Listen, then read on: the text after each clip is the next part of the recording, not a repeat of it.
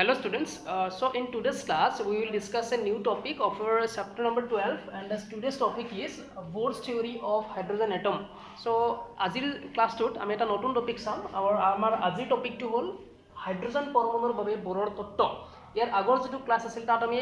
Bohr's atomic যেটো model Bohr's postulates কিটা আমি চাইছিলো Bohr's atomic মডেলটো চাইছিলো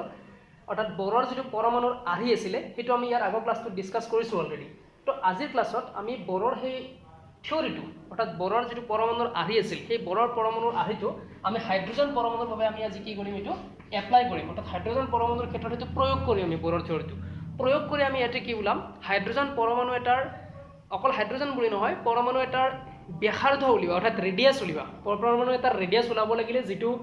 এক্সপ্ৰেছন আছে আমাৰ যেটো এক্সপ্ৰেছন আছে অৰ্থাৎ যেটো প্ৰকাশ ৰাখি আছে সেই প্ৰকাশ ৰাখিটো আমি উলাম লগতে এটা পৰমাণু আমাক বৰে কি কৈছিল যে ইলেক্ট্ৰনছ বিলাক তেও কৈছিল বৰে যে পৰমাণু এটা অৰ্থাৎ এটম এটাৰ যিখিনি পজিটিভ চাৰ্জ থাকিব অৰ্থাৎ যিখিনি ধনাত্মক আধান থাকিব এই গোটেইখিনি কি কৰিব এটমটোৰ যেটো কোৰ অৰ্থাৎ এটমটোৰ যেটো চেণ্টাৰ থাকিব তাত কনসেন্ট্ৰেট হৈ থাকিব আৰু সেই গোটেই পজিটিভ চাৰ্জখিনি নাম এটা আছিল এটো নামটো বাৰু বৰে দিয়া নাছিল নামটো অলৰেডি ৰাদাৰফৰ্ডে তেওঁৰ মডেলটোতে দিছিল আৰু এই পজিটিভ চাৰ্জখিনিক তেওঁ নাম দিছিল কি প্ৰটন এই পজিটিভ চাৰ্জখিনিক তেওঁ নাম দিছিল প্ৰটন হয় আৰু এই পজিটিভ চাৰ্জখিনি এটমটোৰ যেটো চেণ্টাৰত কনসেন্ট্ৰেট থাকিব সেই চেণ্টাৰটোৰ নাম কি দিছিল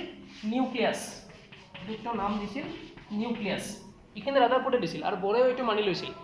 বাট ৰাদাৰফৰ্ডে কৈছিল যে ইলেক্ট্ৰনছ বিলাক এৰ চাৰিওফালে ঘূৰি থাকিব হেতু কৈছিল বাট ইলেক্ট্ৰনছ বিলাক কি কন্ডিশনত ঘূৰি থাকিব তেনেকৈ কোনো স্পেসিফিক কন্ডিশনছ ৰাদাৰফৰ্ডে দিয়া নাছিল বাট বৰে কি কৈছিল তাৰে কিছুমান কন্ডিশন দিছিল যে কি কন্ডিশন হলে এটা অৰবিটত এটা ইলেক্ট্ৰন ঘূৰি থাকিব পাৰে ৰাদাৰফৰ্ডৰ মতে কৈছিল যে যিকোনো ব্যাসাৰ্ধৰ অল পসিবল ৰেডিয়াছৰ অৰবিটতে ইলেক্ট্ৰন এটা ঘূৰি থাকিব পাৰে ৰিভলভ কৰি থাকিব পাৰে বাট বৰে কিন্তু এটো কোৱা নাছিল তাৰ কাৰণে কিছুমান কন্ডিশনছ আছিল এটা আছিল কোৱান্টাম কন্ডিশনছ এটা আছিল ফ্ৰিকুৱেন্সি কন্ডিশনছ এনেকুৱা কিছুমান কন্ডিশনছ আছিল আৰু এই কন্ডিশনছ কিটা বৰে কৈছিল যে হিকেইটা কন্ডিশনছ ফুলফিল হলেহে এটা ইলেক্ট্ৰনছ এটা পাৰ্টিকুলাৰ অৰবিটত ৰিভলভ কৰি থাকিব পাৰিব বা ঘূৰি থাকিব পাৰিব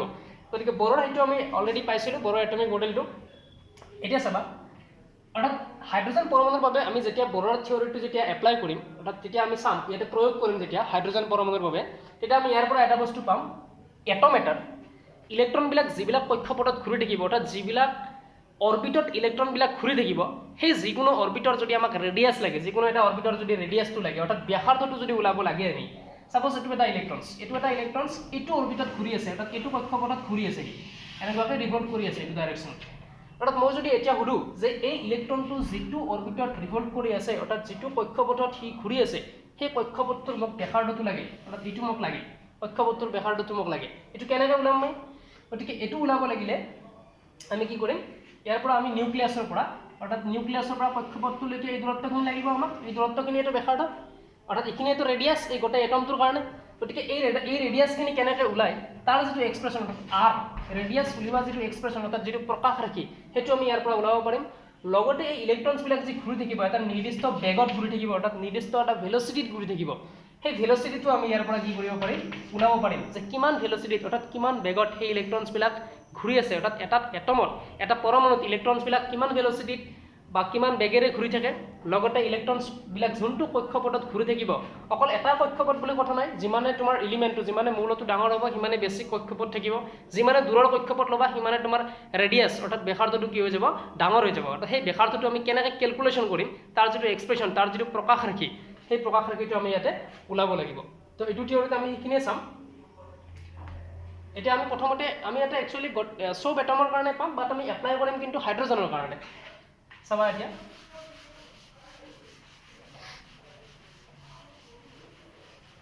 বৰে কৈছিল কি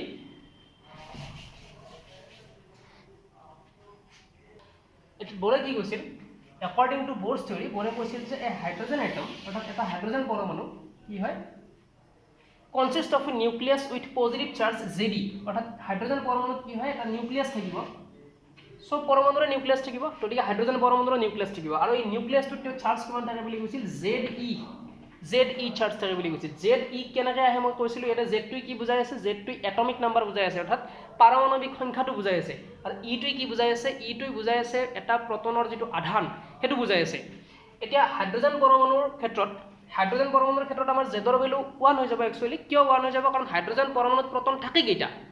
প্ৰটন থাকে মানে আমি যদি এতিয়া চাব যাওঁ যে যেতিয়া নিউট্ৰেল হৈ থাকে এটা এটম অৰ্থাৎ এতিয়া এটা এটম এটা পৰমাণু উদাসীন অৱস্থাত থাকে উদাসীন মিন্স তাক বাহিৰৰ পৰা কোনো ধৰণৰ এনাৰ্জি সাপ্লাই দিয়া হোৱা নাই তাক বাহিৰৰ পৰা কোনো ধৰণৰ শক্তি প্ৰয়োগ কৰা হোৱা নাই অৰ্থাৎ সেইটো টাইমত তোমাৰ গোটেই পৰমাণুটো অৰ্থাৎ গোটেই এটমটো কি হৈ আছে উদাসীন হৈ আছে অৰ্থাৎ কি হৈ আছে হি ষ্টেবল হৈ আছে আৰু ষ্টেবল কণ্ডিশ্যনত তোমাৰ কি থাকে number of electrons is equal to number of protons হৈ থাকে অৰ্থাৎ এটা পৰমাণুত যেতিয়ালৈকে কোনো ধৰণৰ বাহ্যিক শক্তি প্ৰয়োগ কৰা নাযায় অৰ্থাৎ সি যেতিয়া তোমাৰ সুস্থিৰ অৱস্থাত থাকিব তেতিয়াহ'লে তাত কি হৈ থাকিব ইলেক্ট্ৰনৰ সংখ্যা আৰু প্ৰটনৰ সংখ্যা দুটা সমান হৈ থাকিব লাগিব কাৰণ সি বৈদ্যুতিকভাৱে ইলেক্ট্ৰিকেলি নিউট্ৰেল হৈ থাকিব লাগিব কিয় ইলেক্ট্ৰনটো হৈছিল নিগেটিভ চাৰ্জ প্ৰটনবিলাক হৈছে পজিটিভ চাৰ্জ যদিও ইলেক্ট্ৰন নিগেটিভ প্ৰটন পজিটিভ কিন্তু দুটাৰে আধানৰ যিটো মান যিটো ভেলু সেইটো কিন্তু তোমাৰ সেম ভেলুটো সেম হয় but electron considered as a negative charge proton is considered as a positive charge দুটাৰ ভেলু কিন্তু সেমে হয় 1.6 × 10⁻⁻19 কুলম এইটোৱে হয় এটা ইলেক্ট্ৰন বা এটা প্ৰটনৰ যদি চাৰ্জ উঠা যায় ইমানখিনি হ'ব তোমাৰ বাট ইলেক্ট্ৰনটোক আমি নিগেটিভ চাৰ্জ বুলি কনসিডাৰ কৰিম আৰু প্ৰটনটোক আমি কি পজিটিভ চাৰ্জ বুলি অৰ্থাৎ ধনাত্মক আধান বুলি আমি কনসিডাৰ কৰিম এতিয়া চোৱা যদি এটা প্ৰটনৰ যদি চাৰ্জ ই হয় ই মিন্স কি এটা ইলেক্ট্ৰনৰ চাৰ্জৰ সমান ইয়াত আমি ডাইৰেকশ্যনটো দিয়া নাই ইলেক্ট্ৰনৰ কাৰণে আমি নিগেটিভ বুলি লওঁ এইটো যদি এটা প্ৰটনৰ চাৰ্জ ই হয় হাইড্ৰোজেনত কেইটা প্ৰটন থাকে এটা তো জেডৰ ভ্যালু তোমাৰ কি হ'ব 1 হ'ব 10 × 1 * e হাইড্ৰোজেনত প্ৰটন থাকেই এটা কাৰণ হাইড্ৰোজেনত কিয় প্ৰটন এটা থাকে যেহেতু ই সুস্থিৰ অৱস্থাত আছে অৰ্থাৎ নিউট্ৰেল অৱস্থাত আছে হাইড্ৰোজেনটো ইয়াত কোনো ধৰণৰ এনাৰ্জি বাহিৰৰ পৰা সাপ্লাই দিয়া হোৱা নাই এই ক্ষেত্ৰত ইলেক্ট্ৰনছ নাম্বাৰছ আৰু প্ৰটনছ নাম্বাৰ দুটা কি হৈ থাকিব লাগিব ইকুৱেল হৈ থাকিব লাগিব আৰু যদি ইলেক্ট্ৰন আৰু প্ৰটন দুটা যদি ইকুৱেল হৈ থাকিব লাগে ইলেক্ট্ৰন ইজ ইকুৱেল টু যদি প্ৰটন হৈ থাকিব লাগে তেতিয়াহ'লে হাইড্ৰোজেনত ইলেক্ট্ৰনছ থাকে কেইটা এটা তেনেহ'লে প্ৰটনো কেইটা থাকিব লাগিব এটা that means ইয়াতে জেডৰ ভ্যালু কিমান হ'ব লাগিব 1 হ'ব লাগিব এইটো আমি পিছত বহাম আমি হাইড্ৰেট ধৰি লৈছো বৰ্তমান তুমি ধৰি লোৱা যে ইয়াতে তোমাৰ কেইটা টোটাল চাৰ্জ আছে নিউক্লিয়াছত কিমান প্ৰটন আছে জেডটা প্ৰটন আছে এটা আমি ধৰি লৈছো গতিকে জেডটা প্ৰটনৰ চাৰ্জ কিমান হ'ব জেড কাৰণ এটা প্ৰটনৰ চাৰ্জ যদি ই হয় তেতিয়াহ'লে জেডটা প্ৰটনৰ চাৰ্জ হ'ব জেড * ই কিমানটা চাৰ্জ আছে আৰু যিবিলাক ইলেক্ট্ৰনছ আছে যিবিলাক ইলেক্ট্ৰনছ থাকিব ইলেক্ট্ৰনছ বিলাকে কি কৰি আছে এটা নিৰ্দিষ্ট কক্ষপথত সাপোজ r ৰেডিয়াছত r ব্যাসাৰ্ধৰ এটা কক্ষপথত ইলেক্ট্ৰনছ বিলাক ঘূৰি আছে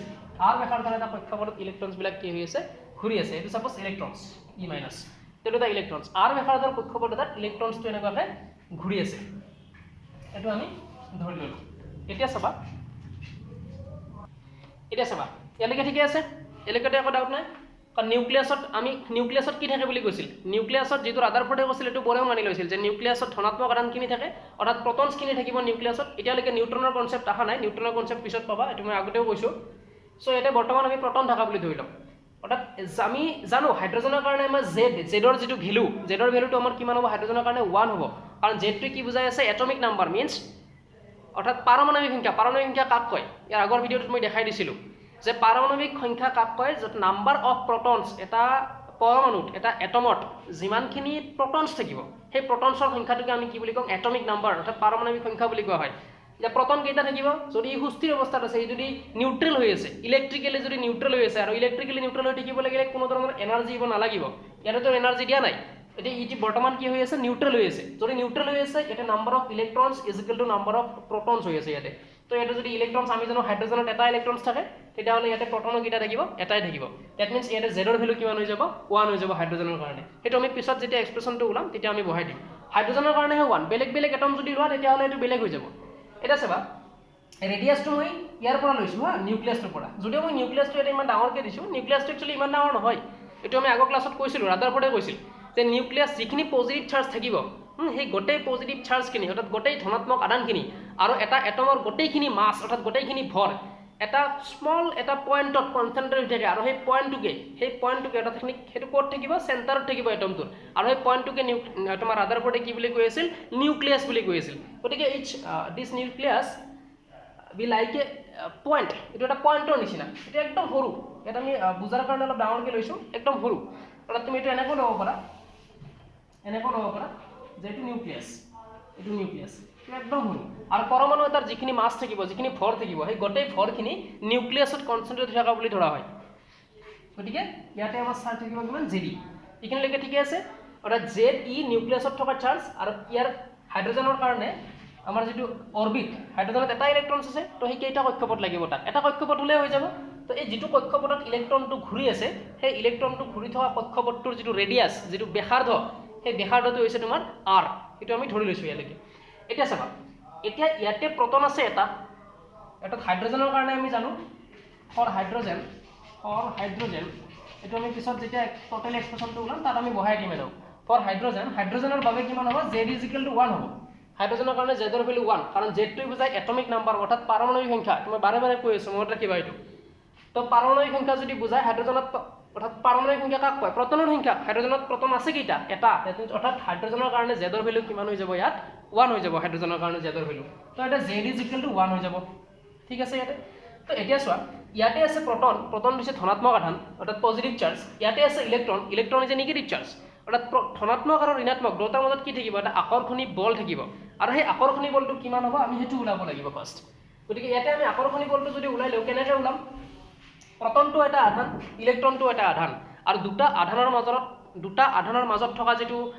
আকৰ্ষণী বা বিকৰ্ষণী বল, আকৰ্ষণ বল কেতিয়া হ'ব? আকৰ্ষণী বল হ'ব লাগিলে অৰ্থাৎ এট্ৰেক্টিভ ফ'ৰ্চ কেতিয়া হ'ব? এট্ৰেক্টিভ ফ'ৰ্চ যদি হ'ব লাগে তেতিয়াহ'লে হ'ব লাগিব দুটা চাৰ্জ কি হ'ব লাগিব?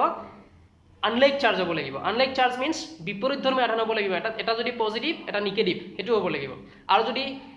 বিকৰ্ষণী বল থাকিব লাগে অৰ্থাৎ ৰিপালচিভ ফ'ৰ্চ যদি থাকিব লাগে তেতিয়াহ'লে তোমাৰ কি হ'ব লাগিব? লাইক চাৰ্জ হ'ব লাগিব। লাইক চাৰ্জ মিন্স এটা দুটা আধান ধনাত্মক হ'ব লাগিব, পজিটিভ হ'ব লাগিব, আদাৰৱাইজ দুটা আধান তোমাৰ কি হ'ব লাগিব? নিগেটিভ হ'ব লাগিব বা ঋণাত্মক আধান হ'ব লাগিব দুটা আধান। বাট আমাৰ ইয়াতে কি আছে? আমাৰ ইয়াতেতো সেইখিনি তোমালোকে চেপ্টাৰ 1ত অলৰেডি চাগে পঢ়াইছে। তো ইয়াতে আমাৰ কি আছে? ইলেক্ট্ৰনটো নিগেটিভ, প্ৰটনটো পজিটিভ, অৰ্থাৎ এটা ধনাত্মক এটা ঋণাত্মক দুটাৰ মাজত থকা যিটো তোমাৰ এতিয়া ফ'ৰ্চ হ'ব সেইটো হ'ব কি? Electrostatic attractive force. এইটো হ'ব এট্ৰেক্টিভ ফ'ৰ্চ, অৰ্থাৎ আধাৰ মাজত এটা আকৰ্ষণী বল আছে। আৰু এইটো কি বল বুলি কওঁ? আধানবিলাকৰ মাজত থকা যিটো বল এইটোক কোৱা হয় কি বুলি কোৱা হয়? ইলেক্ট্ৰষ্টেটিক ফ'ৰ্চ, অৰ্থাৎ স্থিতিবৈদ্যুতিক বল। অৰ্থাৎ এতিয়া ইয়াতে থকা এই ইলেক্ট্ৰন আৰু এই নিউক্লিয়াছটোৰ মাজত থকা, নিউক্লিয়াছত প্ৰটন আছে তোমাৰ, গতিকে ইলেক্ট্ৰন আৰু নিউক্লিয়াছটোৰ মাজত থকা যিটো স্থিতিবৈদ্যুতিক বল, যিটো ইলেক্ট্ৰষ্টেটিক ফ'ৰ্চ অফ এট্ৰেকশ্যন, সেইটো আমি কেনেকৈ ওলাম এতিয়া? সেইটো ওলোৱাৰ কাৰণে আমাক এটা ফৰ্মুলা লাগিব ইয়াতে। কি ফৰ্মুলা লাগিব? অৰ্থাৎ দুটা আধানৰ মাজত থকা বল উলিওৱাৰ কাৰণে আমি এটা সূত্ৰ ব্যৱহাৰ কৰোঁ, আমি এটা ফৰ্মুলা ব্যৱহাৰ কৰোঁ যিটো কোৱা হয় কুলম্বৰ সূত্ৰ বা কুলম্বছ ল বুলি কোৱা হয়। গতিকে কুলম্বছ লটো তুমি গম পাব লাগিব। মই এইটো দেখাই দিছোঁ চাব ইয়াতে। ছাপ'জ তোমাৰ এইটো এটা আধান আছে, এই আধানটোক মই কৈছোঁ ছাপ'জ Q1 আধান, আৰু এটা ইয়াতে আধান আছে, এইটো এটা চাৰ্জ, আধান মিন্স চাৰ্জ, Q1 চাৰ্জ, আৰু ইয়াতে এটা চাৰ্জ লৈছা তুমি, আধান এটা লৈছা Q2, আৰু দুয়োটা আধানৰ মাজত ছাপ'জ দূৰত্ব আছে তোমাৰ d দূৰত্ব আছে। এতিয়া মই যদি কওঁ যে এই দুটা আধানৰ মাজত থকা বলটো কি বল হ'ব? এইটোও ধনাত্মক, এইটো যিহেতু এটা চিন মই ইউজ কৰা নাই, চিম্বল ইউজ কৰা নাই, এইটো ধনাত্মক, ইও ধনাত্মক। তো দুটা ধনাত্মক আধানৰ মাজত থকা যিটো চাৰ্জ, অৰ্থাৎ দুটা লাইক চাৰ্জৰ মাজত থকা যিটো ফ'ৰ্চ হ'ব সেইটো কি হ'ব? তোমাৰ ৰিপালচিভ ফ'ৰ্চ হ'ব। এই ফ'ৰ্চটো ওলাম কেনেকৈ আমি? সেই ফ'ৰ্চটো কি হয়? কুলম্বে কি কৈছিল যে তাহাঁতৰ মাজত থকা যিটো ফ'ৰ্চ, অৰ্থাৎ Q1 আৰু Q2 চাৰ্জ দুটাৰ মাজত থকা যিটো ফ'ৰ্চ হ'ব, this force F is directly proportional to product of the magnitude of the charge. Product অৰ্থাৎ দুটা আধানৰ কি হৈছে? প্ৰডাক্টৰ ডাইৰেক্টলি প্ৰপৰ্চনেল হ'ব। দুটা চাৰ্জৰ প্ৰডাক্টৰ ডাইৰেক্টলি প্ৰপৰ্চনেল হ'ব। F is proportional to Q1 into Q2 and inversely proportional to the square of the distance between them. অৰ্থাৎ আহাতৰ মাজত থকা যিটো দূৰত্বটো আমি d বুলি লৈছোঁ ইয়াতে। গতিকে আহাতৰ মাজত থকা যিটো দূৰত্ব আছিল সেই দূৰত্বটোৰ বৰ্গৰ ব্যস্তানুপাতিক হ'ব। এতিয়া যদি আমি এই দুটা যদি লগ কৰি দিওঁ, দুটা লগ কৰি দিলে আমি কি পাম? মই ইফালে লিখি দিছোঁ চাবা। আমি পালোঁ এটা যে F is proportional to Q1 into Q2, আৰু এটা পালোঁ F is proportional to 1 by d square, এইটো পাই আছোঁ। এতিয়া যদি আমি দুটা লগ কৰি দিওঁ আমি পাম যে F proportional to Q1 Q2 divided by r square, r নহয় দে সৰি d, আমি ডিষ্টেন্সটো d বুলি ধৰিছোঁ। ডিষ্টেন্সটো d বুলিয়ে যে ধৰিব লাগে তেনেকুৱা কোনো কথা নাই, তুমি যি লোৱা, d লোৱা, x লোৱা, r লোৱা, যি লোৱা, আমি d বুলি ধৰিছোঁ তো d আহিব। এইটো ক্লাছ 10ত পাইছিলা তোমালোকে। তো এতিয়া যদি ইয়াতে আমি যদি এই প্ৰপৰ্চনেল চিম্বলটো যদি গুচাই দিওঁ তেতিয়াহ'লে ইয়াতে কি আহিব? এটা ইকুৱেল চিম্বল আহিব। তো ইকুৱেলটো এটা এটা কনষ্টেণ্ট আহিব, ধ্ৰুৱক এটা আহিব, তাক k বুলি কোৱা হয়, k Q1 Q2 by d square থাকিব। আৰু এইটো হৈছে দুটা আধানৰ মাজত বল উলিওৱা যিটো আমাৰ সূত্ৰ আছিল, এই সূত্ৰটো অৰ্থাৎ যিটো ফৰ্মুলা আছিল সেই ফৰ্মুলাটো হৈছে আমাৰ এইটো ফৰ্মুলা মনত ৰাখিব লাগিব আমি। এটা সেই ফৰ্মুলাটো আমি ইয়াতে এপ্লাই কৰিম। নিউক্লিয়াছ আৰু ইলেক্ট্ৰনৰ মাজত থকা যিটো ফ'ৰ্চ অফ এট্ৰেকশ্যন সেইটো ওলোৱাৰ কাৰণে, অৰ্থাৎ যিটো আকৰ্ষণী বল, সেই বিদ্যুৎস্থিতিয় আকৰ্ষণী বল বা স্থিতিবৈদ্যুতিক আকৰ্ষণী বল, সেইটো ওলোৱাৰ কাৰণে আমি এই ফৰ্মুলাটো তাতে ইউজ কৰিম। এতিয়া চাওঁ ইয়াতে কে ৰ যিটো মান হ'ব, কে ৰ মানটো মই সেইদিনাখন কৈছিলোঁ, কে ৰ মান কিমান হয়? কে ৰ মান হয় 9 × 10⁻⁹ ইয়াৰ আগৰ ক্লাছতো আমি এইটো বহাইছিলোঁ যেতিয়া নিকটতম পদ্ধতিৰ দূৰত্ব ওলাইছিলোঁ অৰ্থাৎ ডিষ্টেন্স অফ ক্লজেষ্ট এপ্ৰ'চ তাতো আমি কে ভেলু ইউজ কৰিছিলোঁ গতিকে ইমানখিনি হ'ব কে ভেলু কেটোক আমি এনেকৈ লিখিব পাৰোঁ k is equal to 1/4 pi epsilon naught এনেকৈ লিখিব পাৰোঁ আমি আৰু ইয়াতে 4 ভেলুটো 4 এ পালা পাই ভেলু 3.14 বহাই দিয়া এপসাইলন নটৰ এটা ভেলু আছে এটো কি বুলি কোৱা হয় পাৰমিটিভিটি অফ ফ্ৰী স্পেচ অৰ্থাৎ শূন্য মাধ্যমৰ প্ৰৱেশিতা বুলি কোৱা হয় আৰু ইয়াৰ এটা স্পেসিফিক ভেলু আছে কিমান হয় 8.85 * 10 to the power -12 এটো যদি বহাই দিয়া এই গোটেইখিনি যদি তুমি এটা ক্যালকুলেশন কৰা তুমি ৰিজাল্ট পাবা এইটো 9 * 10 to the power 9 তুমি চাব পাৰা কৰি তুমি এইখিনি ৰিজাল্ট পাই যাবা ইয়াতে ঠিক আছে তো এটো ফৰ্মুলা এইখিনি সূত্ৰ আমি এটা ইয়াতে ব্যৱহাৰ কৰিম এইখিনি বস্তু ফাৰ্স্ট তোমাৰ যেটো ফাৰ্স্ট চেপ্টাৰ আছে ইলেক্ট্ৰোস্ট্যাটিক্স তাত পাবা ইলেক্ট্ৰিক চাৰ্জ এণ্ড ফিল্ড যেটো চেপ্টাৰ আছে বৈদ্যুতিক আধান আৰু তোমাৰ যেটো বল নহয় একচুয়ালি ক্ষেত্ৰ তাত তুমি পাবা এটা আমি এই ফৰ্মুলাটো যদি তাত এপ্লাই কৰো কি হ'ব চাবা এটা আমি ইয়াতে নিউক্লিয়াছ আৰু যদি আমি এই ইলেক্ট্ৰনটোৰ মাজত আমি যদি এতিয়া ফোৰ্স অফ এট্ৰাকশনটো উলাও আমাৰ কিমান হ'ব F = আমি ডাইৰেক্ট বহাম ফৰ্মুলাটো মই এটা লিখি দিছো কি আছে চাবা ফৰ্মুলাটো আছে F = K Q1 Q2/d² আসলে এটো তো ইয়াতে এটা ধ্ৰুৱক K আহিব আমি ইয়াতে 1/4 pi epsilon not বুলি লিখা নাই ইয়াতে আমি ডাইৰেক্ট K বুলি লিখিছো এই ভাঙি লিখা নাই এটো ডাইৰেক্ট K বুলি থৈ দিছো কনস্ট্যান্টটো এটা ধ্ৰুৱকটোক আমি K বুলি ধৰিছো K এটা চোৱা ইয়াতে Q1 আধানৰ জায়গাত কোন আছে ZE তো আমি এটা কি লিখিম ZE লিখিলো ইনটু ইয়াতে Q2 জায়গাত কোন আছে E অর্থাৎ ইলেক্ট্রন আছে তো আমি লিখিলো E ঠিক আছে নেক্সট এই নিউক্লিয়াসটো এই প্ৰোটনখিনিৰ মাজত আৰু ইলেক্ট্ৰনটোৰ মাজত দূৰত্ব কিমান আছে r তো আমি এটা কি লিখিম r² ঠিক আছে এই সেম ফৰ্মুলাটো এইটো ফৰ্মুলাই তুমি ইয়াতে ইউজ কৰিছো আমি তাৰ কাৰণে এই নিউক্লিয়াসটো আৰু ইলেক্ট্ৰনটোৰ কাৰণে তো এইখিনি পালা চাই লোৱা এবাৰ ঠিক আছে এইখিনি পালা তুমি অৰ্থাৎ এইখিনি যদি তুমি ক্যালকুলেশন কৰা এটা কি পাবা k z টো থাকিল z e * e² পালা ডিভাইডেড বাই r² অর্থাৎ তুমি পাই আছা বৰ্তমান যেটো তাহাতৰ মাজত থকা তাহাতৰ মানে কাৰ মাজত থকা nucleus the force of attraction between the nucleus and the electrons revolving around it অর্থাৎ নিউক্লিয়াস আৰু তাৰ চাৰিওফালে ঘূৰি থকা যেটো ইলেক্ট্ৰনছ তাহাতৰ মাজত থকা যেটো এট্ৰাকশন ফোৰ্স এট্ৰাকশন এই কাৰণে নিউক্লিয়াস পজিটিভ ইলেক্ট্ৰন নেগেটিভ তো বেলেগ চাৰ্জ হলে আনলাইক চাৰ্জ হলে কি হ'ব এট্ৰাকশন ফোৰ্স হ'ব গতিকে যেটো ইলেক্ট্ৰোস্ট্যাটিক ফোৰ্স অফ এট্ৰাকশন বা যেটো স্থিতি বৈদ্যুতিক আকৰ্ষণী বল এই আকৰ্ষণী বলটো আমাৰ কিমান হ'ল F = তুমি গম পালা kZe²/r² এটো এটা মনত ৰাখিবা আমি ইমানখিনি পালো এটো এটা এক্সপ্ৰেছন পালো আমি ইয়াতে এই এক্সপ্ৰেছনটো মই ইয়াতে লিখি ৰাখিছো চাবা আমি কি এক্সপ্ৰেছন পাই আছো এতিয়ালৈকে আমি এই বলটো পালো আমি এটা ভালো যে F = বল উলিয়া ফৰ্মুলা পালো আমি Q1 Q2/r² বা d² জি ল আৰু ইয়াতে আমি আমাৰ কেছটোত এই যেটো বল আমি পালো এই বলটো আমি কিমান পালো আমাৰ কেছটোত আমি F = আমি পালো এটো kZe² kZe² ডিভাইডেড বাই r² এটো বৰ্তমান আমাৰ কেছটোত পোৱাটো এটা চাবা এটা কি হ'ব চাবা ইলেক্ট্ৰনটো কি হৈ আছে ইলেক্ট্ৰনটো ইয়াতে কি ষ্টেটিক হৈ মানে ষ্টেডি পজিশনত ৰখি আছে নেকি নাই ইলেক্ট্ৰনছ বিলাক কি হৈ থাকে ইলেক্ট্ৰনছ বিলাকটো নিউক্লিয়াছৰ চাৰিওফালে ৰিভলভ কৰি থাকে এনেকৈ ঘূৰি থাকে ইলেক্ট্ৰনছ বিলাক চাৰিওফালে নিউক্লিয়াছৰ চাৰিওফালে ৰিভলভ কৰি থাকে ঘূৰি থাকে এতিয়া চোৱা যদি এটা বস্তু এটা সাৰ্কুলাৰ পথত অৰ্থাৎ এটা বৃত্তাকাৰ পথত যদি ঘূৰি থাকিব লাগে কিবা এটা বস্তু কেন্দ্ৰ কৰি কিবা এটা বস্তু এজ এ সেন্টাৰ হিচাপে লৈ যদি এটা বস্তু তাৰ চাৰিওফালে ঘূৰি থাকিব লাগে তেতিয়া সেই ঘূৰি থকা বস্তুটোক যেটো বস্তু ৰিভলভ কৰি আছে ৰিভলভ কৰি থকা বস্তুটোক এটা ফোৰ্সৰ ৰিকুৱাৰমেন্ট হয় কি ফোৰ্স জানা তোমালোকে এইটো সেন্ট্ৰিপিটেল ফোৰ্সৰ ৰিকুৱাৰমেন্ট হয় তো সেন্ট্ৰিপিটেল ফোৰ্স যেটো হ'ব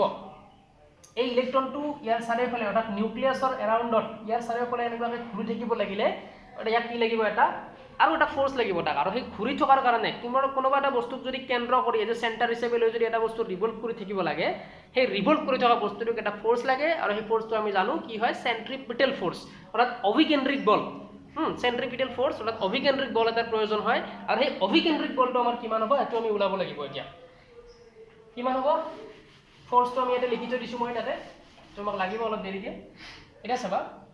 যেটো অভিকেন্দ্ৰিক বল হ'ব অৰ্থাৎ যেটো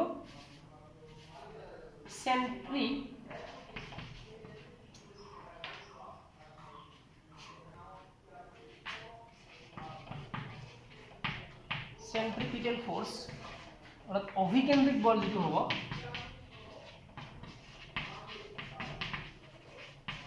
অভিকেন্দ্ৰিক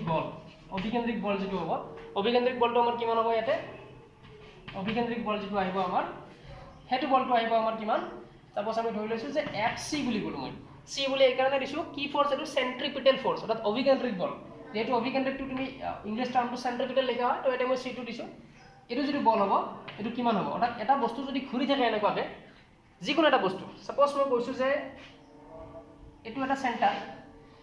এই বস্তুটোৰ এৰাউণ্ডত এটা বস্তু এনেকুৱাকে ঘুৰি আছে এই ঘুৰি থকা বস্তুটোৰ যদি মাস m হয় ঘুৰি থকা বস্তুটোৰ যদি মাস m হয় m মাসৰ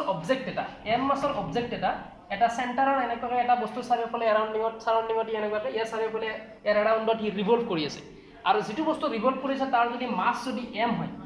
এতিয়া চোৱা ইয়াৰ মাসটো পালা অৰ্থাৎ ইয়াতে ইলেক্ট্ৰনটো যেটো ঘুৰি আছে এই ইলেক্ট্ৰনটোৰ কি থাকিব এটা মাস থাকিব এটা পাৰ্টিকুলাৰ মাস থাকিব মিন্স ইলেক্ট্ৰনটোৰ এটা ভৰ থাকিব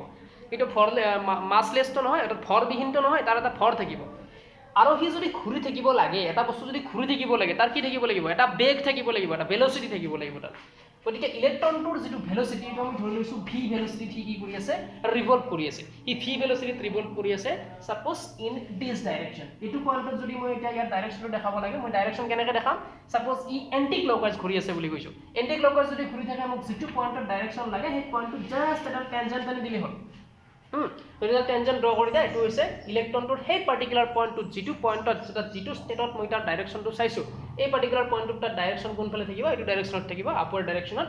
তে ইয়াৰ যেটো ভেলোসিটি এটো পইণ্টত বেলেগ হ'ব এটো পইণ্টত ইফালে থাকিব এটো পইণ্টত ইফালে থাকিব এনেকুৱাকৈ চেঞ্জ হৈ যায় থাকিব ইয়াৰ ভেলোসিটিটো গতিকে ই এনেকুৱাকৈ ইয়াৰ যদি ঘুৰি থকা যেটো ভেলোসিটি ৰিভলভ কৰি থকা যেটো ভেলোসিটি এটো যদি v হয় আৰু যদি এই যেটো বস্তু ঘুৰি আছে তাৰ যদি মাস তাৰ ৰিভলভ কৰি যেটো বস্তু আছে তাৰ যদি মাস যদি m হয় ভৰ যদি m হয় তেতিয়া হলে তাৰ যেটো সেন্ট্ৰিপিটাল ফোৰ্স আহিব সেইটো তুমি কিমান পাবা আমাৰ সেন্ট্ৰিপিটাল ফোৰ্সৰ ফৰ্মুলা তোমালোকে অলৰেডি ক্লাস 11 ত পাইছা সেন্ট্ৰিপিটাল ফোৰ্সৰ ফৰ্মুলা কি আছিল mv²r এটো আহিব কাৰণ যেটো পাথত হি ঘুৰি আছে যেটো পাথত অৰ্থাৎ যেটো পথত বা যেটো অৰবিটত হি ঘুৰি আছে তাৰ এটা ৰেডিয়াস থাকিব বেখাৰ্ধ এটা থাকিব তেতিয়া হলে তাৰ যেটো সেন্ট্ৰিপিটাল ফোৰ্স আহিব সেন্ট্ৰিপিটাল ফোৰ্সৰ আমি ডাইৰেক্ট ফৰ্মুলাটো জানো কিমান হয় mv²r ইমানখিনি আহিব অৰ্থাৎ ইয়াতে আমি পালো কিমান mv²r ইমানখিনি হ'ব তাৰ সেন্ট্ৰিপিটাল ফোৰ্স এতিয়া চোৱা এতিয়া যদি ইলেক্ট্ৰনটো ইয়াতে ষ্টেবল হৈ ঘুৰি থাকিব লাগে ইলেক্ট্ৰনটো সেম স্পীডত ঘুৰি থাকিব speed is same but velocity is different কিয় ভেলোসিটি এইকাৰণে ডিফাৰেন্ট হৈ আছে each and every point the direction of the electrons the direction of velocity of the electrons will be changed প্রত্যেকটা পয়েন্টতে এটা তোমার ভেলোসিটিৰ যেটো ডাইরেকশন হ'ব এটো চেঞ্জ হ'ব তুমি গম পালা এটো পয়েন্টৰ এটো ডাইৰেকশন এটো পয়েন্টৰ এটো each and every পয়েন্টত ইলেক্ট্ৰনটোৰ যেটো ভেলোসিটিৰ ডাইৰেকশনটো কি হৈ যায় থাকিব চেঞ্জ হৈ থাকিব যদি ভেলোসিটিৰ ডাইরেকশন চেঞ্জ হৈ আছে গতিকে তুমি ভেলোসিটিটো ফিক্স থাকা বুলি ক'ব নোৱাৰা velocity will be changing but the speed will be same স্পিডটো তোমাৰ কি থাকিব সেম স্পিডত ঘুৰি থাকিব অৰ্থাৎ ইয়াৰ যদি ধৰি লোৱা তুমি এটা এক্সাম্পল লৈছো ই সাপোজ 20 মিটাৰ পাৰ সেকেন্ড স্পিডত ঘুৰি আছে ৰিভলভ কৰি আছে তো ইচ এন্ড এভৰি পইণ্টত স্পিডটো 20 মিটাৰ পাৰ সেকেন্ডে পাবা বা ভেলোসিটি কিন্তু বেলেগ পাবা কাৰণ ভেলোসিটিৰ কি ভেলুটো সেম আছে বাট ডাইৰেকশন উইল বি চেঞ্জ ডাইৰেকশনটো ইয়াত চেঞ্জ হৈ থাকিব গতিকে তুমি ভেলোসিটিটো চেক থাকা বুলি ক'ব নোৱাৰা তো এতিয়া চোৱা ভেলোসিটিৰ ভেলু সেম থাকিব গতিকে mv² এটা সেন্ট্ৰিপিটাল ফোৰ্স এতিয়া যদি ইলেক্ট্ৰনটো ইয়াতে ষ্টেবল হৈ বিনে ঘুৰি থাকিব লাগে তেতিয়া হলে ইয়াতে চোৱা নিউক্লিয়াস আৰু ইলেক্ট্ৰনৰ মাজত এটা তোমাৰ কি আছে ইলেক্ট্ৰোষ্টেটিক ফোৰ্স অফ এট্ৰাকশন আছে অৰ্থাৎ ইলেক্ট্ৰোষ্টেটিক ফোৰ্স অফ এট্ৰাকশন মিন্স এটা অভিকেন্দ্ৰিক বল নহয় স্থিতিবৈদ্যুতিক বল এটা আছে স্থিতিবৈদ্যুতিক আকৰ্ষণী বল আছে আৰু ইলেক্ট্ৰনটো নিউক্লিয়াছৰ চাৰিওফালে এই পাৰ্টিকুলাৰ কক্ষপথটোত ঘুৰি থকাৰ কাৰণে এই পাৰ্টিকুলাৰ অৰবিটটোত ঘুৰি থাকিবৰ কাৰণে তাক কি লাগা হৈছে এটা সেন্ট্ৰিপিটাল ফোৰ্সৰ ৰিকুৱাৰমেন্ট হৈছে এটা এই ইলেক্ট্ৰনটো যদি কোনো ডিস্টাৰ্ব নোহোৱাকৈ কোনো একো প্ৰবলেম নোহোৱাকৈ যদি সেই নিৰ্দিষ্ট কক্ষপথটোত এটা নিৰ্দিষ্ট যদি দ্ৰুতিৰে এটা পাৰ্টিকুলাৰ স্পীডেৰে যদি ঘুৰি থাকিব লাগে তেতিয়া হলে কি হ'ব লাগিব ইয়াতে এই যে সেন্ট্রিপিটাল ফোর্স এই সেন্ট্রিপিটাল ফোর্সটো কাৰ ইকুৱেল হ'ব লাগিব must be equal to the electrostatic force of attraction ইয়াৰ ইকুৱেল হ'বই লাগিব যদি ই ষ্টেবল হৈ ঘুৰি থাকিব লাগে এই পাৰ্টিকুলাৰ ইলেক্ট্ৰনটো যদি এই নিউক্লিয়াছটোৰ চাৰিওফালে এই কক্ষপথটোত অৰ্থাৎ এই অৰবিটটোত যদি ষ্টেবল হৈ ঘুৰি থাকিব লাগে তেতিয়া হলে এই যেটো ইয়াতে ইলেক্ট্ৰোষ্টেটিক ফোৰ্স অফ এট্ৰাকশন আছে অৰ্থাৎ যেটো স্থিতিবৈদ্যুতিক বল ইয়াতে তুমি পাইছিলা কাৰ মাজত নিউক্লিয়াছ আৰু ইলেক্ট্ৰনটোৰ মাজত হেতু ইকুৱেল হ'ব লাগিব সমান হ'ব লাগিব কাৰ সমান হ'ব লাগিব the centripetal force of the electrons for revolving ইয়াত ঘুৰি থকাৰ কাৰণে যেটো সেন্ট্ৰিপিটাল ফোৰ্স লাগা হৈছে সেই সেন্ট্ৰিপিটাল ফোৰ্সৰ হি ইকুৱেল হ'বই লাগিব অৰ্থাৎ দুটা ব্যালেন্স হৈ থাকিলে হে ইলেক্ট্ৰনটো সেই পাৰ্টিকুলাৰ অৰবিটটোত ঘুৰি থাকিব ইলেক্ট্ৰনটো যদি সেম স্পীডত এই পাৰ্টিকুলাৰ অৰবিটত যদি ৰিভল্ভ কৰি থাকিব লাগে ঘূৰি থাকিব লাগে তেতিয়াহ'লে তাহাঁতৰ মাজত থকা স্থিতিবৈদ্যুতিক বল অৰ্থাৎ electrostatic force of attraction must be equal to the centripetal force of the electron আৰু ইলেক্ট্ৰনটোৰ যিটো অভিকেন্দ্ৰিক বল সেইটোৰ ইকুৱেল হ'ব লাগিব গতিকে আমি কি লিখিব পাৰোঁ অভিকেন্দ্ৰিক বলৰ এক্সপ্ৰেশ্যনটো আমি পালোঁ এইটো আমি লিখি ৰাখোঁ ইয়াতে এইটো আমি কিমান পালোঁ FC এইটো আমি পালোঁ mv²/r এইটো আমি পালোঁ mv²/r এইটো আমি লিখি ৰাখিছোঁ ইয়াতে এতিয়া আমাৰ কি হ'ব লাগিব সেইটো এটা ইকুৱেল হ'ব লাগিব তো চাবা দুটা কি হ'ব লাগিব ইকুৱেল অৰ্থাৎ F = FC হ'ব লাগিব অৰ্থাৎ F টো আমি কিমান পাইছিলোঁ kz² r² এইটো মই ডাইৰেক্ট পাইছিলোঁ এইটো ইকুৱেল টু আমি কি পালোঁ চেণ্ট্ৰিপিটেল ফ'ৰ্চ অৰ্থাৎ mv²/r এইটো পালোঁ mv²/r এইখিনি পালোঁ এতিয়া চোৱা ইয়াৰ পৰা কিবা কিবি কেনসেল যাব কি কেনসেল যাব আৰু কি থাকিব ইয়াতে ইয়াৰ পৰা আমি এটা কাম কৰোঁ r আৰু r² আছে তলত r এটা এৰ লগত কেনসেল যাব তোমাৰ থাকিব mv² তোমাৰ থাকিব kz² r থাকিব এইখিনি mv² kz²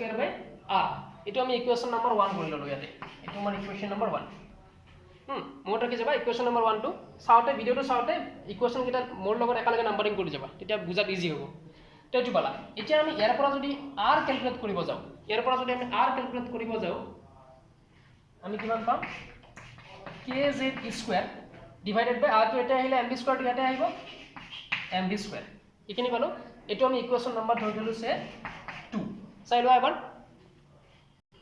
ঠিক আছে এটা চাবা মই ডায়াগ্ৰামটো মুছি দিছো ইয়াতে আৰু এই এক্সপ্ৰেছন কেটা মুছি দিলো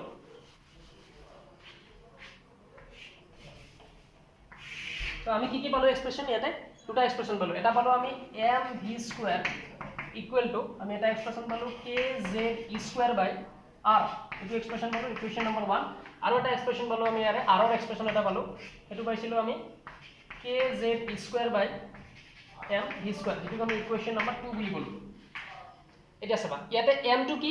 m টো is mass of the electrons v টো কি velocity of the revolving electrons k টো is constant which value is 9 × 10⁹ আৰু ইয়াতে m টো ইজ ইলেক্ট্ৰনৰ ভৰ v টো ইলেক্ট্ৰনটো যেটো ভেলোসিটি যেটো বেগত ঘূৰি আছে তাৰ বেগ k টো এটা ধ্ৰুৱক যাৰ মান 9 × 10⁹ z টো ইজ এটা পাৰমাণবিক সংখ্যা অৰ্থাৎ এটমিক নম্বৰ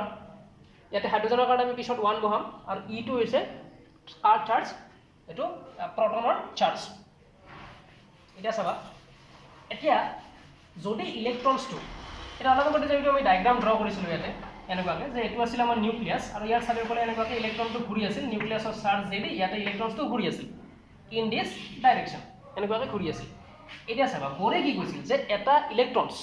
বৰে কৈছিল যে ৰাদাৰফোৰ্ডটো যেনি তেনি ঘূৰি থাকিব বুলি কৈছিল বা ৰাদাৰফোৰ্ডটো ফেইল হৈ গ'ল বৰে কৈছিল যে এটা ইলেক্ট্ৰনছ এটা যদি পাৰ্টিকুলাৰ অৰবিটত ঘূৰি থাকিব লাগে অৰ্থাৎ এটা নিৰ্দিষ্ট কক্ষপথত যদি এটা ইলেক্ট্ৰনছ ঘূৰি থাকিব লাগে তেতিয়াহ'লে এই ইলেক্ট্ৰনছটোই এটা কন্ডিশনস মানি চলিব লাগে যা কোয়ান্টাম শৰ্ত বুলি কোৱা হয় কোয়ান্টাম কন্ডিশনস বুলি কোৱা হয় ইয়াৰ আগৰ ক্লাছটোত মই দিছো তো ইও কোয়ান্টাম শৰ্তটো অৰ্থাৎ কোয়ান্টাম কন্ডিশনটো কি হ'ব লাগিব মানি চলিব লাগিব আৰু ইয়াৰ কোয়ান্টাম কন্ডিশনটো কি হ'ব according to Bohr's theory or according to Bohr's quantization condition বা Bohr'ৰ কোয়ান্টাম শৰ্ত মতে Bohr'ৰ আমাৰ কি হ'ব লাগিব ইলেক্ট্ৰনটো যেটো angular momentum থাকিব অৰ্থাৎ ইলেক্ট্ৰনটোৰ যদি তোমাৰ কি থাকিব কৌণিক ভৰবেগ থাকিব mvr which is equal to nh/2 pi which is equal to nh/2 pi আছিল বৰৰ কোয়ান্টাম যেটো কন্ডিশন আছিল অৰ্থাৎ বৰৰ যেটো কোয়ান্টামৰ শৰ্ত আছিল বৰৰ কোয়ান্টাম শৰ্ত মতে কি আছিল অৰ্থাৎ সেই ইলেক্ট্ৰনটো এটা ইলেক্ট্ৰনছ এটা কক্ষপথত ঘূৰি থাকিব অৰ্থাৎ এটা অৰবিটত ঘূৰি থাকিব তেতিয়াহে যদিহে ইলেক্ট্ৰনটোৰ যেটো কৌণিক ভৰবেগ যেটো এঙ্গুলাৰ মোমেন্টাম ইয়াক তুমি এল এৰে বুজাব পাৰা এঙ্গুলাৰ মোমেন্টামক আমি কিহেৰে বুজাইছিলো সিম্বল আছিল L L is equal to যাৰ ভ্যালুটো আছিল mvr আৰু L is equal to mvr কেনেকৈ হয় এটো মই ইয়াৰ আগৰ যেটো প্ৰিভিয়াস ক্লাছ তাত দিছিলো যদি পাহৰিছা চাই লবা এবাৰ তো L is equal to mvr is equal to nh/2 pi এটো শৰ্ত হি মানি চলিব লাগিব তো ইয়াৰ পৰা আমি কি যদি r ক্যালকুলেট কৰো আমি ইয়াৰ পৰা যদি আমি r ক্যালকুলেট কৰো কিমান পাবা ইয়াৰ পৰা r ক্যালকুলেট কৰিলে পাবা nh/m * v টো তলত আহিব 2 pi mv চোৱা এইখিনি আহিবলৈ নাই 2 pi mv আহিব এটো আমি ইকুৱেশ্যন নম্বৰ 3 ললো এটা চোৱা ইয়াতে r টো বুজাই আছে কি যেটো কক্ষপথত ঘূৰি আছে তাৰ ব্যাসাৰ্ধ ইয়াতো আৰটো কি বুজাইছে যিটো কক্ষপথত ঘূৰি আছিল তাৰ ব্যাসাৰ্ধ অৰ্থাৎ এই আৰটো আৰু এই আৰটো একেটা ব্যাসাৰ্ধকে ৰিপ্ৰেজেন্ট কৰি আছে অৰ্থাৎ একেটা ৰেডিয়াছকে ৰিপ্ৰেজেন্ট কৰি আছে তো আমি এইটো ইকুৱেশ্যন ইয়াতে লিখি ললো যে r = আমি এটা নতুন ইকুৱেশ্যন পালো ক'ৰ পৰা পালো ফ্ৰম Bohr's quantization condition তো ইয়াৰ পৰা পালো Bohr's quantization condition of angular momentum অৰ্থাৎ বৰৰ যিটো কৌণিক ভৰবেগৰ কাৰণে যিটো কোৱান্টাম শৰ্ত আছিল সেই কোৱান্টাম শৰ্তটোৰ পৰা পালো আমি কিমান পালো nh/2 pi mv This is equation number 3 এটো আমি ইকুৱেশ্যন নম্বৰ 3 বুলি গলো এতিয়া চোৱা দুটাই যেহেতু সেম বস্তুকে বুজাই আছে একেটা বস্তুকে বুজাই আছে একেটা ৰেডিয়াছকে বুজাই আছে এটো হেতু ব্যাসাৰ্ধকে বুজাই আছে অৰ্থাৎ এনেকুৱাকৈ যিটো ঘূৰি আছিল এনেকুৱাকৈ ইলেক্ট্ৰনটো যে ইয়াতে ৰিভল্ভ কৰি আছিল এই নিউক্লিয়াছটো চাৰিওফালে এই যিটো ব্যাসাৰ্ধ আছিল এই ব্যাসাৰ্ধটোকে বুজাই আছে এই আৰটো আৰু এই আৰটো তোমাৰ সেই ব্যাসাৰ্ধটোকে বুজাই আছে তো আমি দুটা ইকুৱেশ্যনছ ফ্ৰম 2 and 3 আমি কি লিখিব পাৰো যেহেতু দুটাৰে লেফট হ্যান্ড সাইডে একেটা বস্তুক বুজাই আছে তো দুটাৰ ৰাইট হ্যান্ড সাইডটো অটোমেটিক্যালি কি হৈ যাব ইকুৱেল হৈ যাব তো আমি ইয়াৰ পৰা লিখিব পাৰো ফ্ৰম 2 and 3 অৰ্থাৎ 2 আৰু 3 ৰ পৰা আমি কি পাম এতিয়া kz² by mv² equal to nh/2 pi mv পাম এটো ইমানখিনি পাম kz² by mv² equal to nh/2 pi mv ইমানখিনি আমি অলৰেডি পালো এটা আমি ইয়াৰ পৰা এটা বস্তু ক্যালকুলেট কৰিম হেতু আমি কি ক্যালকুলেট কৰিম ইয়াৰ পৰা এতিয়া সো আমি ইয়াৰ পৰা সোয়া ইয়াতে mv² আছে ইয়াতে mv আছে mm ক্যান্সেল v² ৰ লগত ইফালে v এটা ক্যান্সেল যাব তো আমি ইয়াৰ পৰা ক্যালকুলেট কৰিম v2 ইয়াৰ পৰা আমাৰ v কিমান হ'ব আমি হেতু ক্যালকুলেট কৰিম v2 যদি আমি ইয়াৰ পৰা ক্যালকুলেট কৰো আমি কিমান পাম ইয়াতে 2 pi kz² by nh সোয়া পাবনে নপোৱা 2 pi kz² by nh ইমানখিনি পাবা এটো আমি ইকুৱেশ্যন নম্বৰ ৰিপ্ৰেজেন্ট কৰিলো ইকুৱেশ্যন নম্বৰ 4 অৰ্থাৎ সমীকৰণ নম্বৰ 4 বুলি ৰিপ্ৰেজেন্ট কৰিলো এটো আমি লিখি ৰাখিলো ইয়াতে যে v আমি কিমান পালো ইয়াতে 2 pi kz² by nh এটো আমি পালো ইকুৱেশ্যন নম্বৰ 4 এটা চাবা এটা বস্তু মনত ৰাখিবা এই v ৰ যেটো সমীকৰণ পালা এই v ৰ যেটো ইকুৱেশ্যন পালা এই v ৰ ইকুৱেশ্যনটো এজ এ ফৰ্মুলা হিচাপে মনত ৰাখি থোৱা কাৰণ যেতিয়া আমি নিউমেৰিকেলছ কৰিম অৰ্থাৎ এটম এটাত অৰ্থাৎ পৰমাণু এটাত ইলেক্ট্ৰনছ এটা ঘূৰি থকা ইলেক্ট্ৰন এটা ৰিভল্ভ কৰি থকা যদি ভেলোচিটি ওলাব দিয়ে বা বেগ যদি ওলাব দিয়ে তোমাক ইকিটা ডাটা সাপ্লাই দিয়া থাকিব অৰ্থাৎ n2 সাপ্লাই দিয়া থাকিব n2 কি বুজাই আছে কিমান নম্বৰ কক্ষপথত ঘূৰি আছে ইয়াতে nh/2 n2 কি বুজাই আছে যে প্ৰিন্সিপাল কোয়ান্টাম নাম্বাৰ অৰ্থাৎ কিমান নম্বৰ কক্ষপথত ইলেক্ট্ৰনটো আছে কিমান নম্বৰ অৰবিটত ইলেক্ট্ৰনটো আছে নাম্বাৰ অফ অৰবিটছটো বুজাই আছে h টো জানাই প্ল্যাঙ্কছ কনস্ট্যান্ট হয় প্ল্যাঙ্কছ কনস্ট্যান্টৰ ভ্যালুটো কৈছিলো মই কিমান হয় 6.63 * 10⁻34 জুল সেকেন্ড 2 pi বাকি k এর ভ্যালু কনস্ট্যান্ট z এর ভ্যালু তোমাক দেয়া থাকিবা কি এলিমেন্ট লৈছা তুমি হাইড্রোজেন হলে 1 বেলেগ এলিমেন্ট হলে বেলেগ হ'ব এটো কি এলিমেন্ট লৈছা z এর ভ্যালু দেয়া থাকিব এর ভ্যালু তুমি জানা গতিকে যদি ফর্মুলাটো তুমি জানা তেতিয়া হলে easily you can find the velocity of that particular revolving electron তুমি সেই ইলেক্ট্ৰনটোৰ ভেলোসিটিটো ইজিলি তুমি ইয়াৰ পৰা ফাইন্ড কৰিব পাৰিবা তো এইটো এক্সপ্ৰেছন যেটো মই বক্সৰ ভিতৰত ৰাখি দিছো এই এক্সপ্ৰেছনটো যাতে মনত থাকে এটো মনত ৰাখিবা এই এক্সপ্ৰেছনটো কিহৰ কাৰণে যদি বেগ ওলাব দিয়ে ইলেক্ট্ৰন এটা নিৰ্দিষ্ট কক্ষপথত ঘূৰি থকাৰ যদি তাৰ বেগ ওলাব দিয়ে এটো ওলাব লাগিব আমি এটো ফৰ্মুলা ইউজ কৰি কিনে এটো ফৰ্মুলাটো লাগিব আমাক কোনটো কি বস্তু বুজাই কলো এটা চাবা এটা আমাৰ টাৰ্গেট আছিল মইতো প্ৰথমতে কৈছিলো ক্লাছৰ প্ৰথমতে যে আমি দুটা বস্তু ওলাম ইয়াতে যে এটা নিৰ্দিষ্ট কক্ষপথত ইলেক্ট্ৰন এটা যেতিয়া ঘূৰি থাকিব তাৰ যেটো ঘূৰি থকা বেগ অৰ্থাৎ ভেলোসিটি হেতু আমি ফাইন্ড কৰিম এটো আমি কৰিলো লগতে আৰু এটা বস্তু ফাইন্ড কৰিম বুলি কৈছিলো যে যেটো কক্ষপথত ই ঘূৰি থাকিব সেই কক্ষপথটোৰ আমি কি ইউজ কৰিম ওলাম বুলি কৈছিলো ব্যাসাৰ্ধ ৰেডিয়াছটো অলৰেডি ওলালো দুটা বাট এটো আমাৰ একচুয়াল ফৰ্মুলা নহয় আমি এটা কি কৰিম এই যেটো v ৰ ভ্যালু আছে এই v ৰ ভ্যালুটো নি এই যেটো ইকুৱেশ্যন নম্বৰ 3 আছিল আমাৰ ইকুৱেশ্যন নম্বৰ 3 এটা v আছে নহয় এটো ইয়াত এটা v আছে নহয় এটো এই v ৰ প্লেছত এই v ৰ ভ্যালুটো আনি এটা আমি ইয়াতে বহাই দিম ইয়াতে বহাই দিয়াৰ ফলত আমি যেটো আৰৰ এক্সপ্ৰেছন পাম হেতু হৈছে আমাৰ সেই পাৰ্টিকুলাৰ যেটো অৰবিটত ইলেক্ট্ৰনটো ঘূৰি আছে সেই ইলেক্ট্ৰনটো ঘূৰি থকা অৰবিটটোৰ অৰ্থাৎ সেই কক্ষপথটোৰ ব্যাসাৰ্ধ এতিয়া এইখিনি কাম আমি কৰিব লাগিব এতিয়া ইটো মনত ৰাখিব নালাগে তুমি r = ইমান r = ইমান এটো কন্ডিশনটো মনত ৰাখিলে হল এটো কেনেকুৱাকে আহে হেতু কন্ডিশনটো মনত ৰাখিলে হল বাট r ৰ কাৰণে অৰ্থাৎ ব্যাসাৰ্ধ ওলোৱাৰ কাৰণে যদি এনেকুৱা ফৰ্মুলা আহিব ভিৰ নিচিনাকে হেতু আমি এবাৰ পাম তো আমি কি কৰিম চাবা আমি কৰিম putting the value of v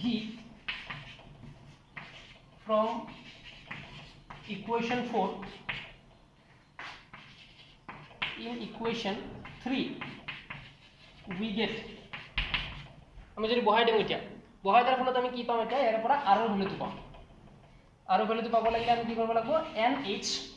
by 2 pi m ইখিনি ঠিকে থাকিব ইয়াতে আমি কি কৰিম ইনটু এই যেটো v ৰ ভ্যালু আমাৰ পালো এইখিনি বহাই দিম ইয়াতে 2 pi kz square by nh ইখিনি আমি বহাই দিম 2 pi kz square by nh আৰু ইখিনি বহাই দিয়াৰ ফলত আমাৰ যদি এক্সপ্ৰেশন আহিব কি আহিব আমাৰ এক্সপ্ৰেশনটো সো কি হ'ব আমাৰ এক্সপ্ৰেশনটো ইয়াৰ পৰা কি আহিব nh টো ওপৰত যাব তো ওপৰত আহিব আমাৰ কি n square h square আহিব n square h square আৰু তলত কি থাকিব আমাৰ 4 pi square থাকিব 2 into 2 4 pi square mk z e square এখানে থাকিব সকে সো এবাৰ n square h square by 4 pi square mk z e square ইমানখিনি থাকিব পালা ইমানখিনি এটো হৈছে আমাৰ r ৰ ভ্যালু যেনেকৈ v ৰ মই ফৰ্মুলাটো মনত ৰাখিব ক'লো ঠিক তেনেকৈ r ৰ এই যেটো পাৰ্টিকুলাৰ ফৰ্মুলা পালা এই যেটো বক্সত মই দিছো এই ফৰ্মুলাটো যদি মনত থাকে অৰ্থাৎ যিকোনো এটা ইলেক্ট্ৰনৰ যদি এটা পাৰ্টিকুলাৰ অৰবিটত ঘূৰি থাকে সাপোজ ৰিভলভ কৰি আছে ঘূৰি আছে সেই যেটো অৰবিটত বা যেটো কক্ষপথত ঘূৰি আছে সেই কক্ষপথৰ বেকাৰটা ওলাব দিলে তেতিয়া হলে আমি এই ফৰ্মুলাটো ইউজ কৰিম এটো ইউজ নকৰো আমি এই ফৰ্মুলাটো ইউজ কৰিম ঠিক তেনেকৈ মই যেটো বক্সত দিলো v আৰু r ৰ যেটো ফৰ্মুলা পালা এই দুটা যাতে মনত থাকে যদি নিউমেৰিকেল কৰিব মন আছে ইজিলি তুমি ইয়াতে বহাই দিলে নিউমেৰিকেলছ বিলাক সলভ হৈ যাব এৰ পৰা তুমি ঘূৰি থকা ইলেক্ট্ৰনটোৰ ভেলোচিটি এণ্ড ৰেডিয়াছ ফাইন কৰিব পাৰিবা অৰ্থাৎ বেগ আৰু ব্যাসাৰ্ধ ফাইন কৰিব পাৰিবা ঠিক আছে এটা ইয়াৰ পৰা আমি এই যেটো ফৰ্মুলা পালা এই r ৰ ফৰ্মুলাটোৰ পৰা আমি এটা ইয়াৰ পৰা আমি সব বস্তু আমি পাম যেটো আমি পাছত যেতিয়া নিউমেৰিকেলছ কৰিম তাত আমি ইউজ কৰিম কি পাম চাবা এটো পৰা আমি কি পাম ইয়াতে চোৱা h প্ল্যাঙ্কস কনস্ট্যান্ট এটো constant 4 constant pi constant m তো কি ইলেক্ট্ৰনৰ মাস বুজাই আছে এটো কনস্ট্যান্ট নাম্বাৰ k তো কনস্ট্যান্ট জানা z ৰ ভ্যালু কনস্ট্যান্ট তোমাৰ এটো এলিমেন্ট লৈ পিনে চেঞ্জ হৈ যাব but for a particular element z will be constant e to constant ইয়াতে অকল চেঞ্জেবল কোয়ান্টিটি এটাই আছে এটো হৈছে n অৰ্থাৎ নাম্বাৰ অফ অৰবিটস কিমান নম্বৰ অৰবিটত আছে হেতুৱে তোমাৰ হৈছে অকল চেঞ্জেবল কোয়ান্টিটি এটা অকল n টো তোমাৰ চেঞ্জেবল অৰ্থাৎ তুমি লিখিব পাৰা এই এক্সপ্ৰেশনটো পৰা যে r is proportional to n square এটো তুমি লিখিব পাৰা এটো মনত ৰাখিবা কাৰণ যদিও এটো সৰু বস্তু এটো কিন্তু তোমাক পিছত বহুত ডাঙৰ নিউমেৰিকেলছ সলভ কৰাত হেল্প কৰিবই গতিকে r is proportional to n square এটো বস্তু মনত ৰাখিবা অৰ্থাৎ আমি ইয়াৰ পৰা ক'ব পাৰো যে ইলেক্ট্ৰনছ বিলাক যে ঘূৰি থাকিব ৰিভলভ কৰি থাকিব এটা এটম এটা নিউক্লিয়াছৰ সাৰাউণ্ডিংত যে ইলেক্ট্ৰনছ বিলাক যে ৰিভলভ কৰি থাকিব সেই ইলেক্ট্ৰনছ বিলাক ৰিভলভ কৰি থাকোতে তাৰ যেটো যিবিলাক অৰবিটত সাপোজ মই এটো কৈছো যে এটো যদি নিউক্লিয়াছ হয় নিউক্লিয়াছৰ সাৰাউণ্ডিংত এটো এটা অৰবিট নেক্সট এটো এটা অৰবিট নেক্সট এটো এটা অৰবিট এনেকৈ যদি থাকিব ইয়াৰ যেটো ৰেডিয়াছ হ'ব এটো বেলেগ হ'ব ইয়াৰ ৰেডিয়াছ বেলেগ হ'ব ইয়াৰ ৰেডিয়াছ বেলেগ হ'ব সেই ৰেডিয়াছ বিলাকৰ যদি আমি ৰেশিও ওলাব যাওঁ তেতিয়া হলে তুমি পাবা ইয়াতে যদি প্ৰথম অৰবিটৰ ৰেডিয়াছ লাগে তেতিয়া হলে তুমি এটা n ৰ ভ্যালু 1 বহাই দিবা তুমি পাবা 1 সেকেন্ড অরবিটটো যদি লাগে n = 2 বহাই দিবা দ্যাট মিন্স তুমি পাবা 4 থার্ড অরবিটটো যদি লাগে 3 বহাই দিয়া 9 পাবা এনেকৈ কিছুমান ৰেশিওত তোমাৰ যাই থাকিব অৰ্থাৎ তুমি ক'ব পাৰা the radius of the permitted orbits increases is in the ratio of 1:4:9 অর্থাৎ যিবিলাক কক্ষপথত ইলেক্ট্ৰনছ বিলাক ঘূৰি থাকিব তাতৰ ব্যাসাৰ্ধটো কি অনুপাতত বাঢ়ি যাব 1:4:9 এনেকুৱা অনুপাতত কি বাঢ়ি যাব তো এটো এটা কনক্লুজন আমি এই এক্সপ্ৰেশনটোৰ পৰা দিব পাৰো এটো মনত ৰাখিবা ইয়াতে এটা চাবা এটা মই আৰু এটা কথা কৈছো এটো এক্সপ্ৰেশন পালা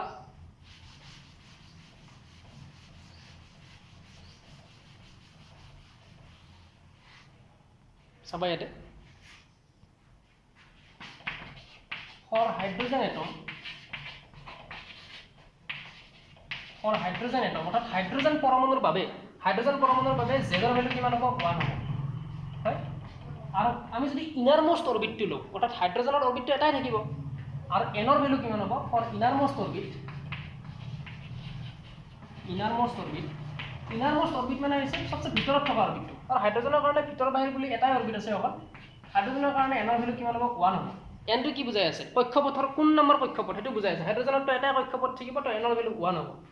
এটা z ৰ ভ্যালু 1 আৰু n ৰ ভ্যালু 1 যদি আমি এই ইকুৱেশনটো বহাই এটো নহয় एक्चुअली আমি r ৰ যেটো এক্সপ্ৰেশন পালো আমি এটা লিখি দিছো চাবা কি পালো ওপৰত পাইছিলো n স্কয়াৰ h স্কয়াৰ আৰু তলত আমি কি পাইছিলো 4 pi কি পাইছিলা এটো n square h square by 4 pi square mk z square 4 pi square mk z square পাইছিলা এটো 4 pi square mk z square এটো পাইছিলো আমি r ৰ এক্সপ্ৰেশন সাপোজ আমি ইকুৱেশ্যন নম্বৰ 5 বুলি বলি এতিয়া যদি আমি হাইড্ৰোজেনৰ কাৰণে z 1 বহাই দিও আৰু এই যেটো n অৰ্থাৎ হাইড্ৰোজেনৰ কাৰণে যেটো কক্ষপথ থাকিব হাইড্ৰোজেনৰ এটা কক্ষপথ থাকিব এটো যদি n 1 বহাই দিও তেতিয়া হলে আমি যেটো ভ্যালু পাম অৰ্থাৎ কাৰ ভ্যালু পাম r ৰ ভ্যালু বহাই দিম অৰ্থাৎ সেই যেটো ভ্যালু পাম এটো আমি r বুলি লিখো r not বুলি দিম ইয়াতে r not means কি এটো সবচেয়ে তোমাৰ ভিতৰৰ অৰ্থাৎ ইনাৰমোস্ট অৰবিটৰ তোমাৰ যেটো ৰেডিয়াস হেতু ওলাই আছে আৰু হাইড্ৰোজেনৰ ইনাৰমোস্ট অৰবিট বুলি অকল এটা অৰবিটে থাকিব এটা অৰবিটতে অৰবিট থাকিব অৰবিট নাথাকা নহয় অৰবিট থাকিব বাট ইলেক্ট্ৰনছ অকল এটা অৰবিটতে আছে এটা প্ৰথম অৰবিটতে থাকিব তো যেটো অৰবিটত থাকিব হেতু আমি r not বুলি কৈছো আৰু যদি আমি ইয়াতে বহাই দিও এটা ভ্যালু বিলাক সো n ৰ ভ্যালু আমি বহাইছো 1 স্কয়াৰ ইনটু h ৰ ভ্যালু কিমান হয় 6.63 ইনটু 10 টু দি পাৱাৰ -34 হয় এটো স্কয়াৰ আছে নেক্সট আছে তোমাৰ 4 into pi square means 3.14 whole square হ'ব এটো যদি pi square বহাই দিও into m তো কিয় বুজাই আছে মাস অফ ইলেক্ট্ৰনছ কিমান হয় 9.1 into 10 to the power -31 into k এর value 9 into 10 to the power 9 হয় তার পিছত আছে z z এর ভ্যালু তো আমি 1 বহাইছো অলরেডি হাইড্রোজেনের কারণে into e তো কি বুজাই আছে চার্জ অফ প্রোটন তো 1.6 into 19 এটা স্কয়ার আছে তো আমি স্কয়ার টু লগাই দিলো ইয়াতে যেহেতু এটা স্কয়ার আছে আমি স্কয়ার টু দিয়ে দিছো এইখিনি যদি বহাই দিয়া গোটেইখিনি এটা হলে তুমি সাবা ক্যালকুলেশন কৰি তুমি ইমানখিনি পাবা 5.29 into 10 to the power -11 metre ইমানখিনি পাবা 5.29 into 10 to the power -11 metre ইমানখিনি তুমি পাবা r নটৰ ভ্যালু আৰু এইখিনিক যদি তুমি আৰ্মস্ট্ৰঙত লিখিব খুজি আছা এইখিনি যদি তুমি আৰ্মস্ট্ৰঙত লিখা তেতিয়া হলে পাবা এনেকুৱা 0.53 ডাইৰেক্ট 53 লিখাত কেনেকৈ লিখিব পাৰা এটা লাইন এটো 5.3 ও লিখিব পাৰা 5.3 ও লিখিব পাৰা যেহেতু 2 ৰ পিছত 9 আছে থাৰ্ড ডিজিট টু 9 আছে 5 তকৈ গ্ৰেটাৰ টু 3 লিখিব পাৰা into 10 to the power -11 metre এটা আৰ্মস্ট্ৰং মানে কি আৰ্মস্ট্ৰং মিটাৰটো আৰ্মস্ট্ৰঙত নিব লাগিলে আমি মিটাৰ এটো কি কৰিব লাগিব 10 টু দি পাৱাৰ -10 কৰিব লাগিব এটা হলে আমি ইয়াৰ পৰা লিখিব পাৰো মই ওপৰত লিখি দিছো চাবা r নটৰ ভ্যালুটো 5 আমি যদি তো এনেকৈ লিখো যে 0.53 into 10 to the power যেটা ডেসিমেল টু ইফালে লৈ আহিবা দশমিক টু ইফালে লৈ আহিবা এটো -10 হৈ যাব ইমান মিটাৰ আৰু 10 to the power -10 মিটাৰত আমি কি লিখিব পাৰো 0.53 আৰ্মস্ট্ৰং লিখিব পাৰো এটো ক্লাস 11 ত পাইছিলা ইউনিট চেন মেজাৰমেন্ট চেপ্টাৰত আৰ্মস্ট্ৰং টু কিহৰ ইউনিট হয় কেনেকৈ লিখে এটো পাইছিলা তো 0.53 আৰ্মস্ট্ৰং হ'ব হয় এই যেটো ৰেডিয়াস পালা এই যেটো ব্যাসাৰ্ধ পালা এটো কাৰ ব্যাসাৰ্ধ পালা হাইড্ৰোজেন পৰমাণুৰ কাৰণে এই যেটো ব্যাসাৰ্ধ পালা এটো কোৱা হয় বোৰ ৰেডিয়াস বুলি কোৱা হয় তুমি মনত ৰাখিবা এটো এক্সামত উঠে কিন্তু বোৰস ৰেডিয়াস বুলি কোৱা হয় অৰ্থাৎ যেটো আমি এক্সপ্ৰেশন পালো r ৰ তাত যদি আমি n = 1 আৰু z = 1 বহাই দিও ফৰ হাইড্ৰোজেনৰ কাৰণে z ৰ ভ্যালু 1 হাইড্ৰোজেনৰ এটাই অৰবিট থাকিব তো ইনাৰমোস্ট অৰবিটৰ কাৰণে n = 1 তো যদি বহাই দিম তুমি r নটৰ যেটো অৰ্থাৎ ব্যাসাৰ্ধৰ যেটো ভ্যালু পাবা হেতু r নটেদি বুজায় r ৰ এক্সপ্ৰেশনত বহাইছো যেহেতু ইনাৰমোস্ট অৰবিট r নটেদি বুজাইছো এটো কোৱা হয় বোৰস ৰেডিয়াস এটো মনত ৰাখিবা অৰ্থাৎ বোৰৰ ব্যাসাৰ্ধ বুলি কোৱা হয় এটো বোৰস ৰেডিয়াস অৰ্থাৎ বোৰৰ ব্যাসাৰ্ধ বুলি কোৱা হয় আৰু সিম্বলটো হৈছে r নট ঠিক আছে এইখিনি লৈকে এই বস্তু মনত ৰাখিবা এটো বোৰৰ ব্যাসাৰ্ধ বুলি কোৱা হয় তো আজিৰ যেটো ক্লাস আজি ক্লাছত এতে থাকো নেক্সট ক্লাছত আমি এটা আকৌ নতুন বস্তু চাম আমি এবাৰ ইলেক্ট্ৰনছ বিলাক যি ঘূৰি থাকে এটা অৰবিটত সেই ঘূৰি থকা ইলেক্ট্ৰনছ বিলাকৰ যেটো এনাৰ্জি ঘূৰি থাকিব লাগিলে তো এনাৰ্জি লাগিব যিখিনি এনাৰ্জি যিখিনি শক্তি সেই শক্তিৰ যেটো প্ৰকাশ ৰাখি শক্তিৰ প্ৰকাশ ৰাখিটো ওলাম লগতে আৰু এটা বস্তু চাম আমি ফাইন স্ট্ৰাকচাৰ কনস্ট্যান্ট কি বস্তু হয় অৰ্থাৎ সূক্ষ্ম গঠনাত্মক ধ্ৰুৱক কি বস্তু হয় হেতু আমি চাম ইয়াতে সেইখিনি আমি নেক্সট ক্লাছত চাম তো এইটো ক্লাছত এইখিনিয়ে যদি কিবা বুজি নোপোৱা আছে সুধিলে হ'ল ভালকে ভিডিওটো মানে পজ কৰি হলে ভালকে ভিডিওটো চাবা মানে এক্সপ্ৰেশন বিলাক ওলাওতে ভিডিওটো পজ কৰি পিনে এক্সপ্ৰেশন বিলাক কেনেকৈ ওলাইছে কৰবৰা কোনটো লগত লিংক লাগি আছে এটো চাবা আৰু ইয়াৰ পৰা একদম সৰু সৰু বস্তু বিলাক খুটে যে স্কিপ হৈ যাতে না যায় ঠিক আছে তো থ্যাংক ইউ সো মাচ